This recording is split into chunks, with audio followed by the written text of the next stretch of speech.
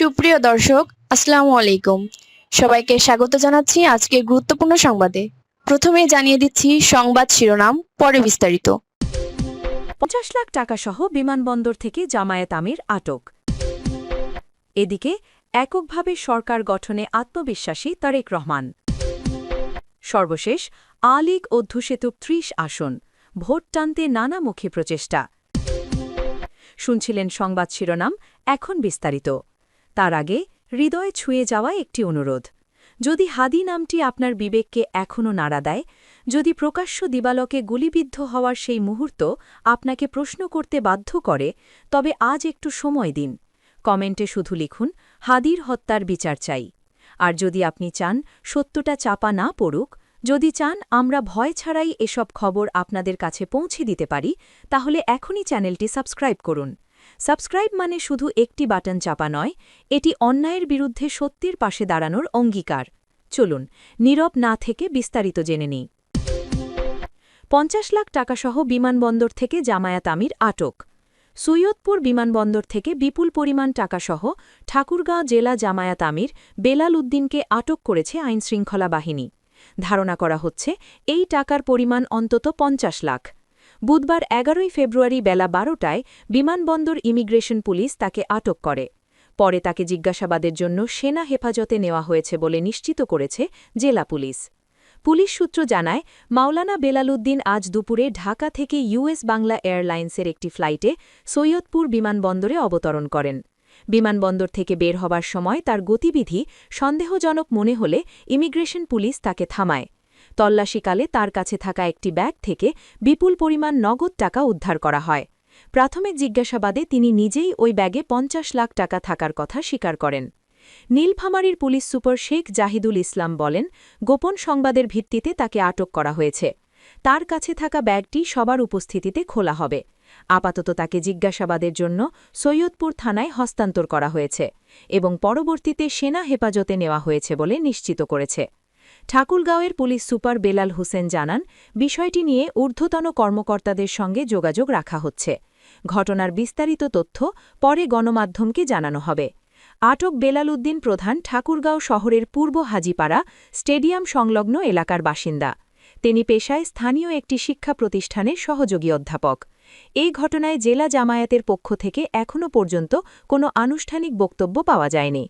প্রসঙ্গত, আগামীবার ১২ ফেব্রুয়ারি ত্রয়োদশ জাতীয় সংসদ নির্বাচন। ভোটের আগের দিন বিপুল পরিমাণ টাকাসহ জেলা জামায়াতের শীর্ষ নেতার গ্রেফতার জনমনে বিরূপ প্রতিক্রিয়া সৃষ্টি করেছে। সর্বশেষ এককভাবে সরকার গঠনে আত্মবিশ্বাসী তারেক রহমান।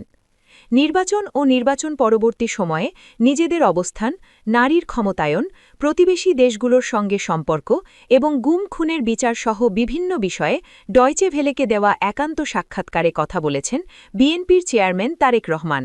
সাক্ষাৎকারে তিনি বলেছেন, বৃহস্পতিবার ১২ ফেব্রুয়ারি অনুষ্ঠিত হতে যাওয়া নির্বাচনের পর তারা এককভাবে সরকার গঠনে সক্ষম হবেন বলে আশাবাদী তিনি। এছাড়া ১৭ বছরের নির্বাসন শেষে দেশে ফিরে মায়ের মৃত্যু ও নির্বাচনী প্রস্তুতি, এই দুইয়ের মধ্যে সামঞ্জস্য রাখাই তার জন্য সবচেয়ে বড় চ্যালেঞ্জ ছিল বলেও জানান তারেক রহমান। নির্বাচন কতটা সুষ্ঠু হবে এমন প্রশ্নে তিনি বলেন, আমরা আশা করছি নির্বাচনটা সুষ্ঠু হবে। মানুষেরও তাই প্রত্যাশা, আমরা আশাবাদী। এছাড়া ১৭ বছর পর দেশে ফেরে কেমন চ্যালেঞ্জ ফেস করছেন এমন প্রশ্নের উত্তরে তিনি বলেন, এত বছর পর এসেছি, আসার পর মানুষের চোখে মুখে একটা প্রত্যাশা দেখেছি। অন্যদিকে আসার ৫ দিন পরেই আম্মা মারা গেলেন। স্বাভাবিকভাবে এটাও একটা খুব কষ্টকর বিষয়।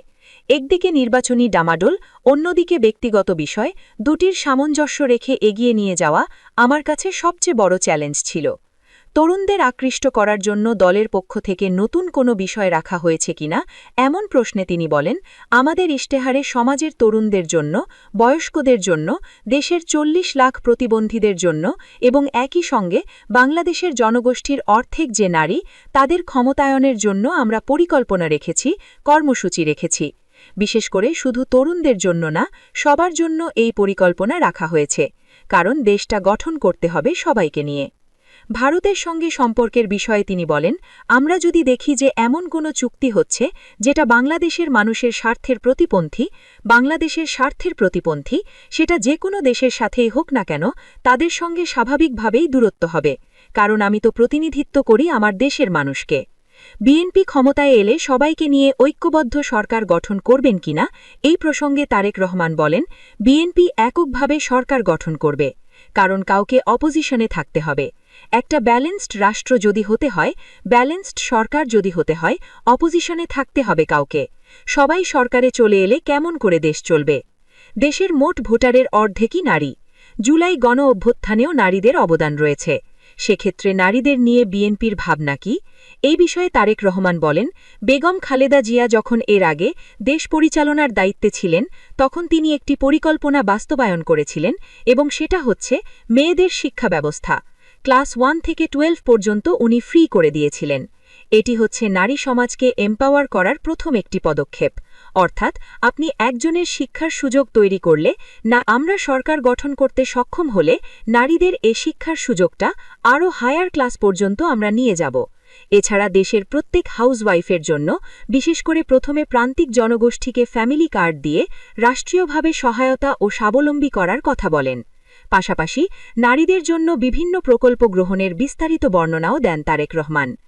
আওয়ামী লীগের রাজনীতি ও দলটি নিষিদ্ধের ব্যাপারে তিনি বলেন, আমরা রাজনীতি করি মানুষের জন্য, মানুষের সমর্থন নিয়ে। আমি মনে করি রাজনীতিতে যাকে মানুষ গ্রহণ করবে তাকে কেউ ঠেকিয়ে রাখতে পারে না, আর যাকে মানুষ গ্রহণ করবে না, যত শক্তিই থাকুক না কেন, শক্তি প্রয়োগ করে সে ধরে রাখতে পারে না। 5ই আগস্ট যার উদাহরণ। দলের প্রার্থীদের ঋণ খেলাপি হওয়ার অভিযোগ এবং বিএনপির ইশতেহারে দুর্নীতি দমনের উদ্বেগের বিষয়ে প্রশ্ন করা হলে তারেক রহমান বলেন, দেখুন, দুর্নীতি এবং ঋণগ্রস্ত বা ব্যাংক ডিফল্ট দুটো ভিন্ন জিনিস।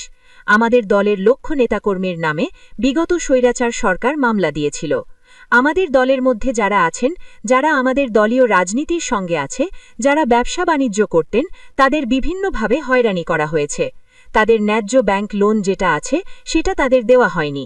কাজেই এরকম একটি অবস্থার মধ্যে আমাদের লোক, আমাদের ব্যবসায়ী, আমাদের নেতাকর্মীরা যারা ব্যবসা বাণিজ্য করতেন, তাদের জন্য তো এরকম ডিফল্ট হয়ে যাওয়াটা খুব স্বাভাবিক ব্যাপার। দুর্নীতি এবং ডিফল্ট হয়ে যাওয়ার মধ্যে সম্পর্ক তো নেই, দুটো একদম ভিন্ন জিনিস। 15-16 বছরে গুম খুনের বিচার এবং ভুক্তভোগী ও তাদের পরিবারকে সহায়তার ব্যাপারে বিএনপি চেয়ারম্যান বলেন, আমাদের নেতাকর্মীরা যেরকম গুম খুনের শিকার হয়েছে, অন্যান্য গণতান্ত্রিক রাজনৈতিক দল যারা আমাদের সঙ্গে আন্দোলন সংগ্রামে ছিল, তারা গুম খুনের শিকার হয়েছে। এমনকি অনেক মানুষ আছেন যারা রাজনীতির সঙ্গে জড়িত না, কিন্তু তারা অত্যাচার নির্যাতনের শিকার হয়েছে, গুম খুনের শিকার হয়েছে। একটি সভ্য দেশে মানুষ গুম হয়ে যাবে, দেশের মানুষ খুন হয়ে যাবে, কিন্তু তার কোনো বিচার হবে না, এটি তো হতে পারে না। কাজেই দেশের আইন অনুযায়ী অবশ্যই প্রত্যেকটা মানুষের বিচার পাওয়ার অধিকার রয়েছে।